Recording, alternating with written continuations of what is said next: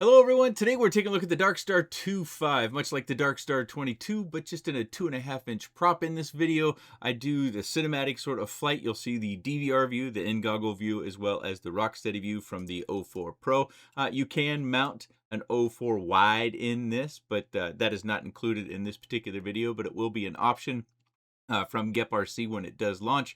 And I'll have links down in the video description. But not only the cinematic flights, we're also going to test its freestyle capability, at least freestyle in my hands. The motors are Speedix 1404 4600 kV. And on those motors are HQ DT 63mm tri-bladed props. Those are the V2 of that particular prop. Flight controller buried down within its housing is the GepRC Taker F722 all-in-one flight controller with Express LRS on board. That is a 32-bit 35 amp ESC. It also has 16 megabytes of room for your black box on board. Of course, mine has the 04 Pro inside, so that's the camera and the VTX option that we're going to be flying today. Canopy is isolation dampened, and if you notice, we have screws that go through on these two center dampeners. So the canopy should not fly off. But the front and the back does not have that screw. It does come with a GPS option if you'd like to have that. It also comes with this bottom battery plate that is carbon fiber and TPU print. Our Express LRS antenna is the T style here. And while we're here, we also have the XT30 for our battery connection. Flight controller port is right here, and it is USB-C. And even though the VTX is pretty well housed, we can still get access to the USB port, as well as the SD card and the bind button right through that hole. It does come with an extra canopy and hood, an extra set of props, a USB-C cable. We have an extra texturized battery mat, as well as various screws and accessories for repair purposes, and an extra battery strap. Of course, you get all the manuals, wiring maps, warnings, stuff like that, and we get one sheet of stickers. But it only has the DarkStar 16 on this sticker sheet. With the bottom battery plate, it weighs 180.62 grams on my scale. I tested these three batteries for flight time, and I'll have them printed when we get to that flight. With the 930 G&B, it weighs 280.94 grams. With the 850 from G&B, it weighs 249.3 grams. And with the G&B 720, it weighs 248.8 grams. The bottom carbon fiber plate weighs just about 6 grams. So with the 930, we're at 275 grams. With the 850, we're at 243.5 grams. And with the 720, we're at 243.15 grams. And the bottom carbon fiber plate is coming in at 2.76 millimeters on my calipers. Going to start off in the designed function of this particular quad, slow cinematic sort of style, and we're going to bounce back and forth between the goggle view, which will have all the Betaflight OSD elements, the white text on screen, and the Rocksteady view, which is recorded to the onboard 04 Pro. So make sure you're aware of that as we bounce back and forth. It's kind of a smooth transition, but it can be missed, so I just want to call that out. Now, I do have my camera angle at the maximum camera angle you can use when you're using both screws on both sides of the 04 camera. With the hood, that is. So kind of in the default function. I also use this same camera angle in the freestyle runs that I did, which is a little bit lower than my normal. So it meant I had to spend more time flying it, getting used to a lower camera angle, because your muscle memory for the stick positions for the things you normally do are just a touch off. But you'll see in this particular case, because the wind conditions are pretty much ideal, that the DVR view or the goggle view is very, very stable. This is 2 to 6 miles an hour on the wind, and as you saw when we got above the trees, the leaves were barely moving, if they were moving at all. So this is kind of ideal for really any sort of cinewhooping. You know, you have almost no wind you've got to deal with if you can miss the greenery that you're flying around. As far as flight times in this sort of flight style, on the 930 I got 8 minutes and 40 seconds on average, but I only have 2 of those batteries, and they are fairly aged, but they don't have a lot of runs on them. It's just a battery size I don't use all that much. The 850, which has far more test runs on it, I usually don't freestyle those. I only got 6 minutes and 50 seconds, which I thought that was a little bit low, just because it's only 80 milliamp hour difference between those two batteries, but one's the flat, elongated pack, and the other one's the more square pack, and one's a little bit more fresh, probably. On the 720, I averaged about 6 minutes and 30 seconds. So for those of you that are watching, you see that on screen, and for those of you that might just be listening, there you go. Those are the flight times in more of a cinematic sort of style. Of course, you could probably go up above 930. It is a 2.5-inch prop. I wouldn't encourage you to spend money to go above that, because those batteries start to get more and more costly, unless that's absolutely what you want is more flight time.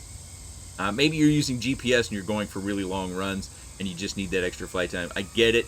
I don't have any batteries that are above 930 milliamp. At least any of the batteries that I have above that are not 4S, or if they are 4S, they're like 3000 milliamp, and that gets, and they're lithium ion cells, and that gets pretty heavy. I did not test my lithium ion 3000 milliamp hour pack. So if you're asking me flight times above 930, I just don't have an answer for you. So that's, you know, I want to make that super clear to everyone. Let's jump into a far less than ideal situation when it comes to cinematic flying. This flight is coming in winds 15 to 25 miles an hour, and we're going to get up above the trees, and even below the tree line here, you're going to see everything kind of moving around at least a little bit. And then when you get up above the trees, you should definitely see the impact that that wind has on the quad. And the Rocksteady, you know, irons it all out, but you'll definitely see a little bit of a shudder. You know, if you go with something that's smaller propped or is lighter overall, these sorts of winds are going to have a bigger impact, whether it's dramatic or only minor. It's going to depend on, you know, your opinion, your personal point of view on these things. I would say if you're probably within 20 to 30 grams, the impact will be much less. If you're beyond that, you know, the impact will grow. Of course, if you're at a smaller prop size, I find in these cinematic sort of quads or prop protected quads, as the prop gets smaller, the wind has a greater effect. So again, something to be very cognizant about, and I switch back and forth again in this flight between the goggle view as well as the view of the onboard recorded storage, which does have Rocksteady turned on. Of course, you can pass this through gyro flow or do those sorts of things with all this footage, if that's the kind of thing that you desire or you need because it's your work or your business or your side hustle, what have you. That is an option, but I don't cover that in product review videos. That's kind of a separate entity all in itself. Hopefully that's understood. As far as the frame goes, we'll take a look at this when we get back to the desk after the Freestyle flight, but they clean things up a little bit, which I think adds some weight, but it also kind of keeps all the wires safe and in home. You kind of got this little nester or some sort of enclosed housing. If you didn't see it in the quick specs, we'll really highlight it when we get back to the desk. But I think that really cleans things up. Of course, it's got a red LED strip that goes around the prop protection, and you can arm and disarm that. I did not find that you could change the color of that. I believe it's always red. It certainly doesn't change colors when you arm or disarm. It doesn't do any of those things. So it doesn't appear to be a multicolor LED, but I'm always subject to be wrong. Just ask my wife. I do like the fact that the USB ports for both the 04 as well as the quad are just readily available. Now, if you got a battery on, depending upon the size of the battery, your USB port might be blocked for the flight controller, but otherwise it's available. We've got one more slow flight that I wanted to look at before we jump into the Freestyle. Let's do that now. This is 9 miles an hour wind. Now, unfortunately, it's cloudy, so I had one of those days where I think it actually rained earlier in the day. Pretty certain it did. Or it's getting ready to, and it comes in rain. I can't tell for certain because there's already water on the pool cover, but we've got those 9 mile an hour winds, so I wanted to give this as another sample of how you can expect wind to affect this quad. You know, open prop is going to be less susceptible to wind, but these, just because they have more surface for the wind to push against this, they have less clean air that can get to the props, they tend to have a little bit of an impact on the wind. Of course, like I said, in the first cinematic flight, it's kind of ideal because there's essentially, from my area, 2 to 6 miles an hour is really minor, especially when I fly down below the tree line. You almost can't feel it. Now, some days the weather report will say 2 to 6 miles an hour, and I can be sitting there down on the porch and I can feel the little breeze that is breaking through. Not always, but sometimes. I think it depends on the weather, the wind direction, and if it's kind of coming off the trees or blowing off the house and kind of getting to me. But in this particular case, I thought it flew fine. I don't have any problems with, you know, doing this sort of flight, but I do want to make sure I give clear samples, not only the goggle view, but also the recorded onboard storage view that has Rocksteady enabled on it. But the next flight that we look at will be our faster freestyle flight, and that's an area where if you want to do freestyle flight with this, you'll want to pay especially close attention because there's a couple of things that it just doesn't do very well, especially compared to open prop sorts of quads. Some people like these quads because they have prop protection And so if you're maybe more of a just cruiser explorer and you like to have prop protection for various reasons, I get it. But open prop is always going to freestyle and fly faster. Well, it should. in most cases out there in the world, the open prop is going to have less wind disturbance. It's going to have cleaner air that gets to the props. Therefore, it's going to manage everything a little bit better. But let's go ahead. We've seen a couple of minutes of this as well. Let's go ahead and get into that freestyle flight. This flight came on the same day as the faster cinematic sort of flight, the one I showed at first, 88 degrees, 2 to 6 miles an hour in the wind. And as you notice the big punch out, and as we nose over, we've got kind of a prop wind up, which I think is coming from kind of the aerodynamics of the prop protection and the prop design itself, I think. I'm not an expert on this. You can just hear it clearly, and you can see the impact when you nose over, especially if you nose over really quick after coming off the throttle. The props don't fully wind down, and so they tend to spin back up. And when they spin back up, when you're nose down, depending upon your camera angle, it will push you forward as well as down faster to the ground than you might be expecting at zero throttle. What this does do better in a freestyle sort of maneuver is the smaller sort of downward sorts of moves. And then we've got one of my first crashes, but, you know, happy accident. We landed right side up. Well, Pooh. Oh, we're clear. But because we landed right side up and whatever I hit with the flowers in the garden there didn't stick to the camera, I just decided to take back off, you know. Real world, right? That's what you guys would all do, right? So I figured, let's just include it. It's fun and it's real. It happened. I think that's the biggest thing when it comes to freestyle, is that it just doesn't do the big maneuvers as well as its counterparts potentially, or those open prop sorts of quads that nose over. We get that prop wind up. Something else I do want to mention is I had 2 different flight sessions this particular day. One was in the morning. It was actually a little bit windy and a little bit overcast, but the clouds went away and the winds calmed down. So this is kind of in the evening, right about 5 o'clock. But I lost bind twice on this one day, and that wasn't the first day I lost bind. And I have only seen that sort of behavior on GepRC quads. I have not seen that on any other quads. Now, there could be something going on with my radio. Could be a firmware version that GepRC likes to use on Express LRS and the version that I've been running on mine. So I haven't tested this fully. I just want to make sure you call it out. And I'd also like to know from any of you out there that do have GepRC quads, have you experienced that? Where you just randomly lose bind. You're not flying and lose bind, but you go to plug in for the day, or you maybe after an hour's break, or from one battery to the next, to where you lose bind. So that's something I wanted to make clear, is that I did find that I lost bind twice on one day, and overall I lost bind 3 different times. And I put a passphrase or a binding phrase, as well as manually bound the Express LRS receiver to my radio. Out in the field when it happened, I did the 3 battery plug-in, so if you're looking to bind these in the field, you can do it. You can do the 3, disconnect the battery slightly, and then pull it apart, and connect it again, and pull it apart, and then one more time, and then you should be in bind mode at that point, and you should be able to rebind it, because I did that. Okay, the faster flight did finish up for us there. You can see we got a little over 3 minutes of flight, but I did run it down a little bit lower than I should as far as the battery voltage goes. We got 3.44 as our battery voltage.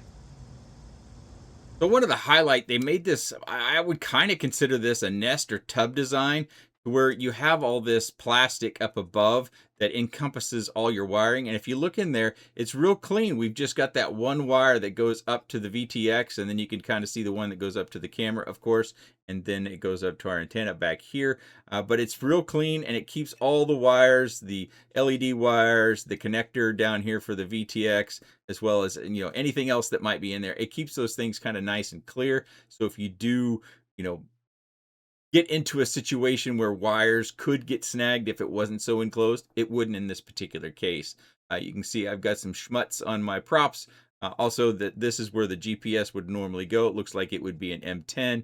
So if you wanted that option in your DarkStar, you could definitely get that. I do want to highlight, in case you missed it in the quick specs, we do have vibration dampening all across this quad, and we have this hood. Now, this is the maximum camera angle that I could get when you use both screws on both sides of the camera with the hood. I think if you take the hood off, you can get a little bit more camera angle. but I flew it this way. This is the maximum if you require the hood as well as 2 screws into the camera. But the vibration dampening is all across it here, and we've got 2 screws in each side here that keep the canopy secured, so you don't have to worry about a situation where this separates. Those 2 screws should give us some basis of staying the canopy attached to the quad. Again, the front 2 do not have those screws, and the back one does not have that either.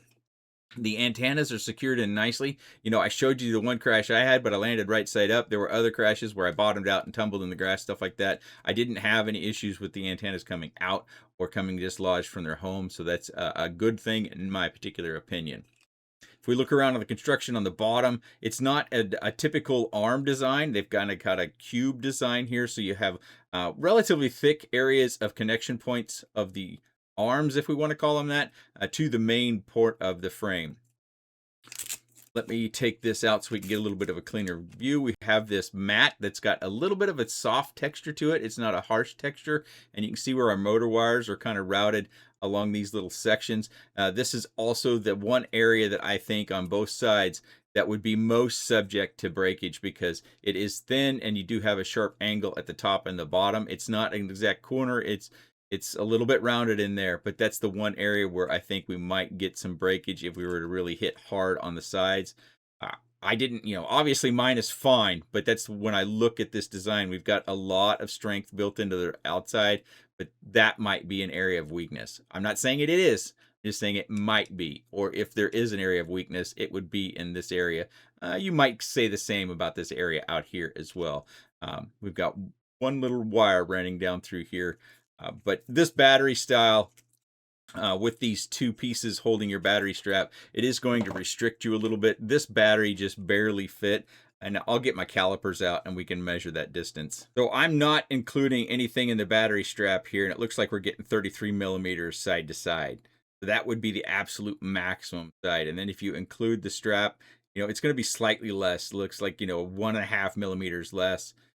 If with the battery strap, which of course you do need, because otherwise the battery's not staying put. Now, as far as pricing goes, GPS is going to be extra. I don't know the exact retail pricing at this point. At this time I'm recording this, this is not live, this hasn't launched, and I should say that, as in the case with just about all quads that come to the channel, I did not pay for it. It was sent for review, but GepRC nor any other company has seen the video or has any say in what I say. There's no contract, there's no agreement. I just fly and then I tell you what I think of it, or I just show you what I think of it.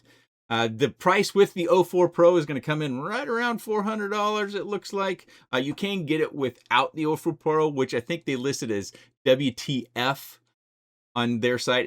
That's the option without the 04 Pro, of about $170. So the price difference there with the 04 Pro is pretty dramatic. Not certain about the price with the 04 Wide. But again, when it comes to freestyle and being more aggressive, if you're liking this particular quad, I would definitely go for the 04 Wide. Gets a super big field of view, as well as it'll decrease the weight a little bit as well. You don't have that plastic housing around the VTX. That would also increase your durability in theory, because it has less weight, less inertia, less impact, less potential crash damage. So those will be the options on the website, coming in between $170 and $400. I would think the 04 Wide would come somewhere close-ish, probably to $310, maybe? I'm hoping. But that is the DarkStar25 from GepRC. If you do have any comments, questions, suggestions, or otherwise about this little quad, please let me know in the comments section below. I appreciate your time. Thanks for watching.